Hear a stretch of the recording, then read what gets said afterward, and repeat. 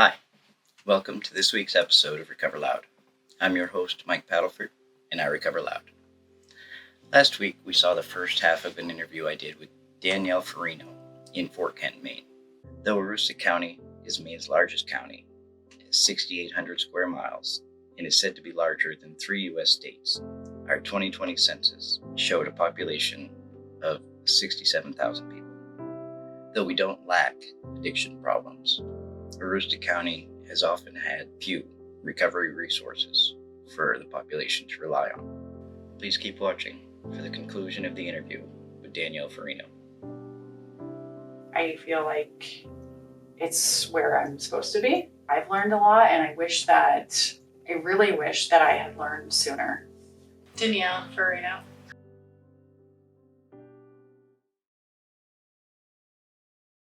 Let's go. I'm on a journey to discover the truth. Living life in recovery is lovely. You got the power in you. Surround yourself with positive energy. Judges hitting people with provocative penalties. Need to make a change. Advocate to change the laws. Prove to people that it's not insane. When you stand behind a cause, I'm here to speak about the pain. Recover loud to normalize the disease that's been killing all my friends and my family. The time is now to let it all go and recover loud. The benefit is healthy people, family and friends that never have to overdose ever again, never have to plead out to a lesser offense. I'm proud to say that I recover loud. I never thought I could, but I'm so proud that I discovered how to live my life again, controlling my own destiny. I needed recovery, I still need it desperately. Addiction never defined my identity. I recover loud, here to tell my own story. I recover proud, save a life of like 40. I recover loud, yeah, I recover loud. I recover loud, yeah, I recover loud. I recover loud, here to tell my own story. I recover proud, save a life of like 40. I recover loud, yeah, I recover loud. I recover loud, yeah. So you decided that you were going to give back to the community, provide a resource to Fort Kent. So back to that recovery event, when I met with Eric, I told him what I wanted to do, which was what I had been doing for Mike. Not everybody has a family. Not everyone has a mom or a dad or a sibling or a friend that's going to show up for them. There's nothing I wouldn't have done for him.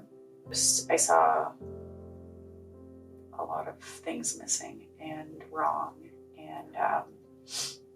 And honestly, when I listen to you talk, when I go to an AA meeting, when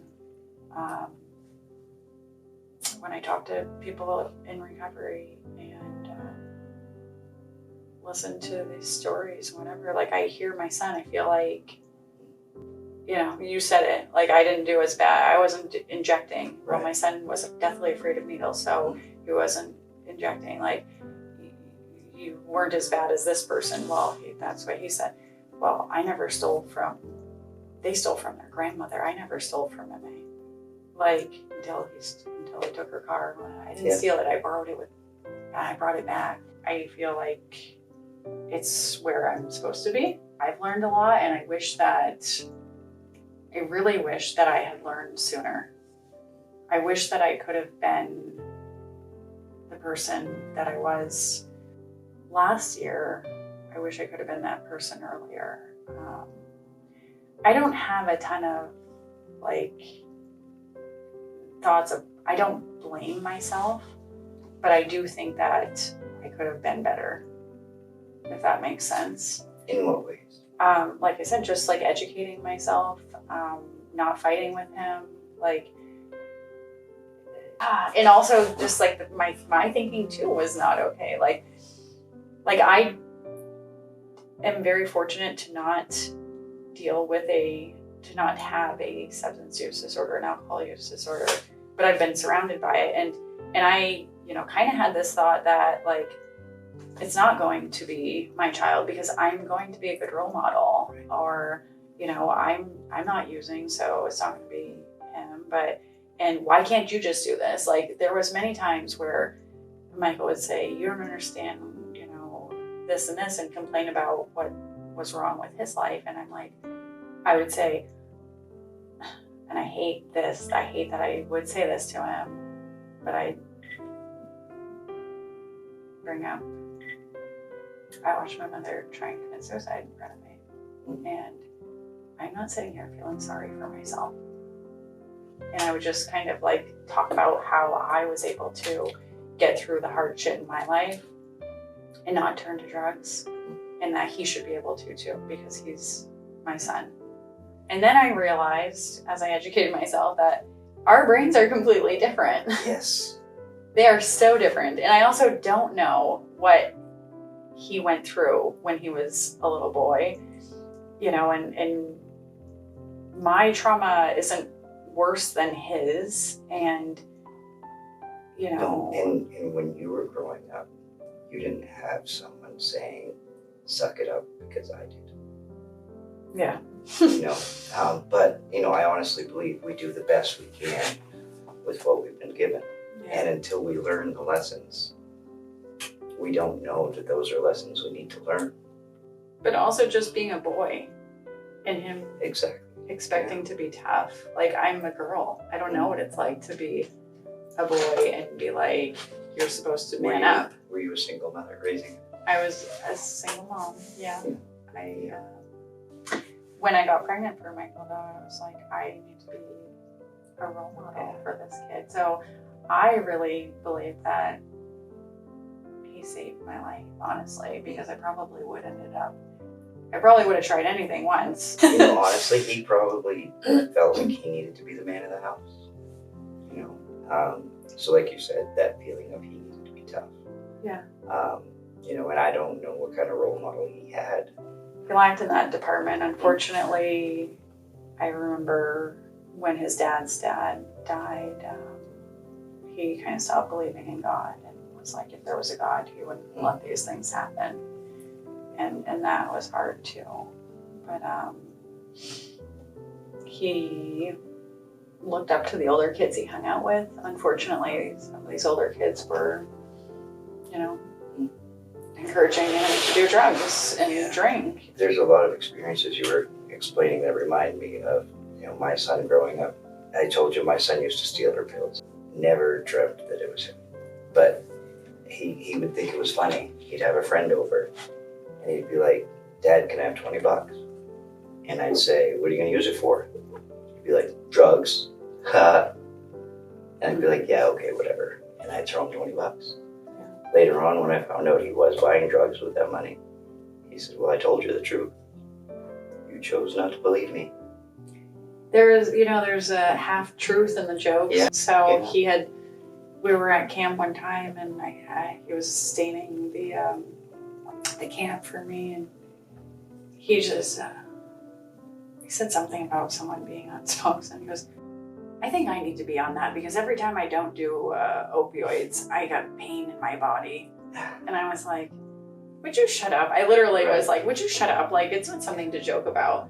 But he was being serious in but trying to see, I think, testing my reaction to it. I think it's, you know, just like I was saying, I didn't want to admit it. It's a way of admitting it without actually getting, you know, testing the reactions, like you said. You know, conversation when he admitted to you that, you know, he was on drugs. Yeah, I think you made the comment about if I wanted to disown him, it was okay. And I was like, I would never disown you, Michael. Right. I don't think that we do things wrong, but I think when we do things right, it's important to recognize it. And I think that was probably something right that you did with my son. He thinks I had these expectations for him. And really my only expectation was that he, you know, do what he wanted to do the school stuff, graduate, you know, become an adult, figure out how to take care of himself. Beyond that, I didn't care, you know. I know he wanted to tell me sooner, but, you know, I think after the cocaine thing, I sent him an article of how, like, a kid ended up going from prescription pills to heroin, and he was like,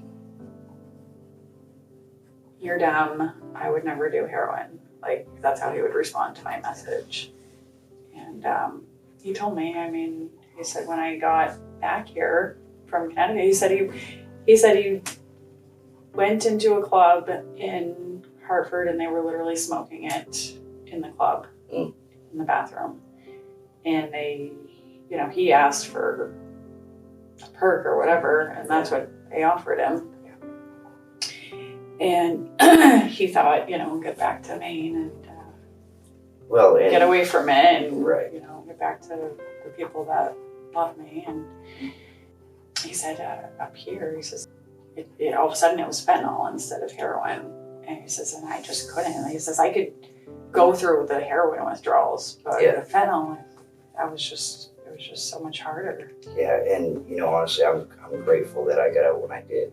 I mean, it had switched to the fentanyl. And I remember seeing it happening and being like, you know, what the hell's going on here? Because, you know, at first it was heroin. And then once in a while, it wouldn't be the same color. Yeah. And I was like, well, you know, if it's the white stuff, I don't want it. Yeah. And then, well, all I've got is white. I'll take it. Yeah, and that's what it was kind of like. You've already gotten that tolerance or whatever. And, you know, the fear that they try to instill in us, you know, fentanyl will kill you. This tiny bit it didn't kill me, you know, so why should I be afraid of it now? You know, it would take a hell of a lot more than that to kill me. And the problem is we just don't know how much it will take in the end, you know.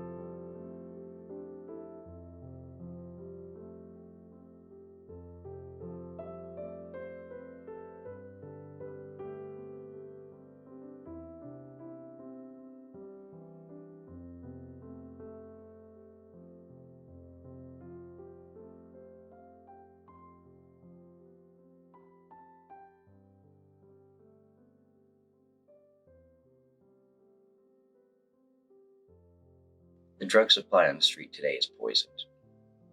Naloxone is a life-saving medication intended to reverse the effects of an opiate-related overdose. If you would like to carry naloxone, please reach out and I will try to connect you with somebody in your state to get you a supply. Maine's Good Samaritan law is intended to make it more likely for people to call 911 in the case of a drug-related overdose. It is now safe for us to call 911, and we don't have to save our friends alone. A drug-related overdose is a medical emergency and does require medical intervention. So please, call 911 in the case of a drug-related overdose. People weren't really talking about it. So we lost how many young men to the disease and to overdoses, and nobody really talks about it. When people were video recording my son and posting that and circulating that, I think that was when I was like, I'm not going to be quiet about it anymore. I'm going to talk about it. Like, it's a problem. And if he's out there on video, like, you know, I don't even know how to describe it. When he's high and hunched over, it was always, he wasn't a fan of meth. I was always down. But this video is going around, and I'm going to say something, you know, and I wasn't hurtful or argumentative or fighting with anybody. It was more, I need to educate people because this is not helping him. Like, he literally had dreams in rehab they're nightmares. People are recording him and they're laughing at him. And I asked him, I said, Mike, what do you think that means? And he says, I think it means I shouldn't go back to Fort Kent. And I'm like, I think that probably because it's probably a reminder that, when you were here, that's what people were doing. I said, but, like they're uneducated. They don't know. And oftentimes when someone's pointing the video at you, they don't want people looking at them. With that, decided that I wasn't going to be hiding things.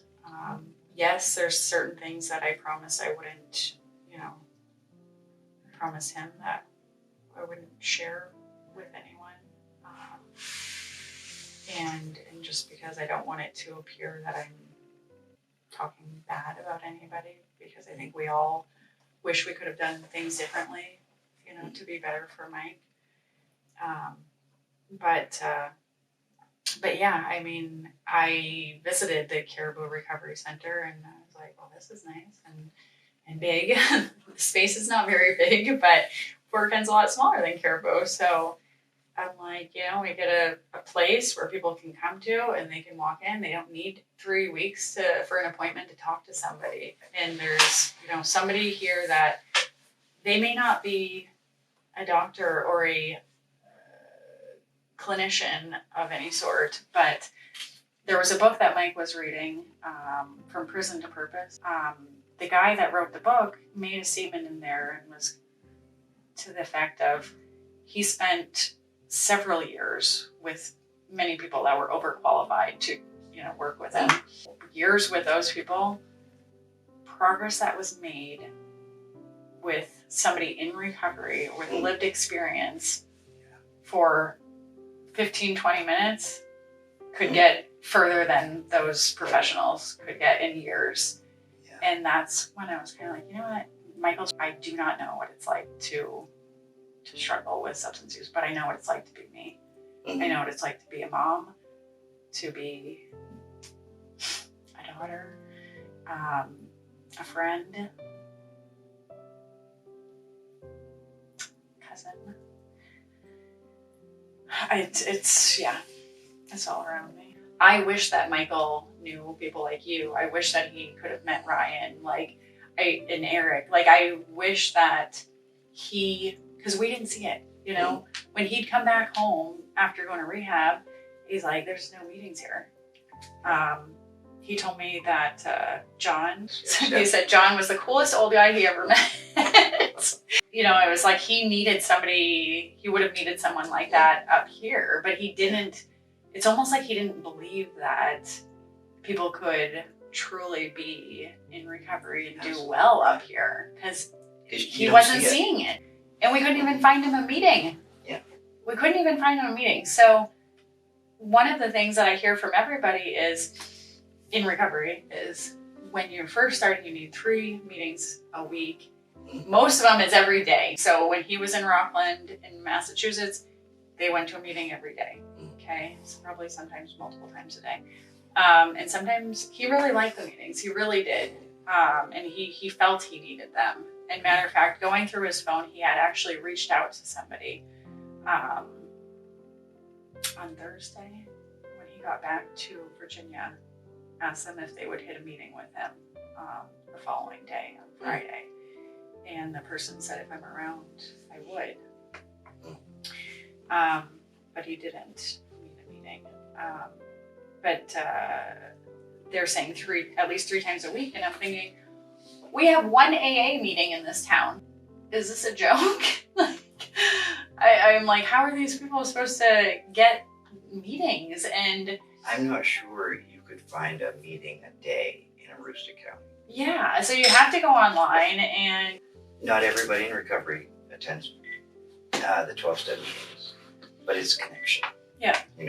Come to a place where there's other people to talk to, and that's what we're looking for, connection to other people who understand what we're doing, what we're going through, how we got here, who can help us, with our same frame of thinking, people don't know what to expect. Yeah. You know, I used to always say the 12-step meetings were like Freemasons. I don't know where the meetings are. I don't know anybody who's a member, and I don't know how to become one.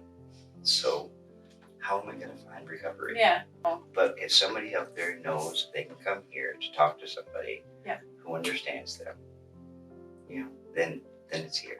Yeah. But you are going to be providing meetings here. Yeah. So the gentleman that was here earlier is going to be starting the first NA meeting in Fort Kent next Thursday. But I said, hey, can I advertise your meetings? Because I'm having my fiance put the TV on the wall, and there was a woman waiting for her ride. She was coming to get some food at the food pantry, and I invited her in. First she said no, and she stayed outside in the freezing cold for a little bit, and then I went back because she was still out there. I said, are you sure? Because it's warmer inside than it is outside. And she came in, and she knew my son. She was with my son. She said, you know, I think what you're doing is really great.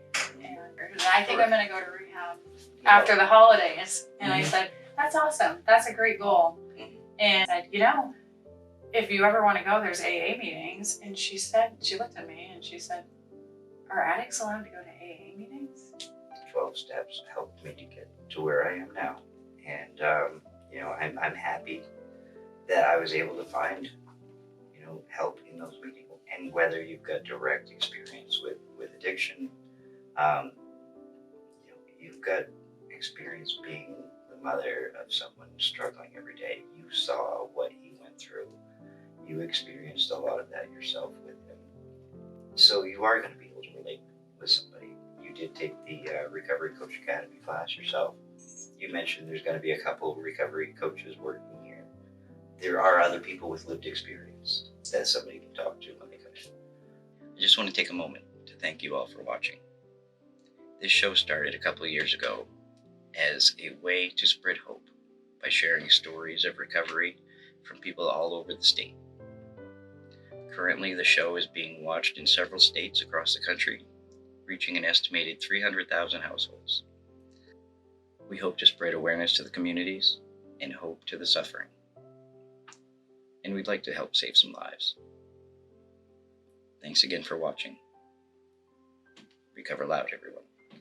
Let's go. I'm on a journey to discover the truth. Living life in recovery is lovely. You got the power in you. Surround yourself with positive energy. Judges hitting people with provocative penalties. Need to make a change. Advocate to change the laws. Prove to people that it's not insane. When you stand behind a cause, I'm here to speak about the pain. Recover loud to normalize the disease that's been killing all my friends and my family. The time is now to let it all go and recover loud. The benefit is healthy people, family and friends that never have to overdose ever again, never have to plead out to a lesser offense. I'm proud to say that I recover loud. I never thought I could, but I'm so proud that I discovered how to live my life again, controlling my own destiny. I needed recovery, I still need it desperately. Addiction never defined my identity. I recover loud, here to tell my own story. I recover proud, save a life of like 40. I recover loud, yeah, I recover loud. I recover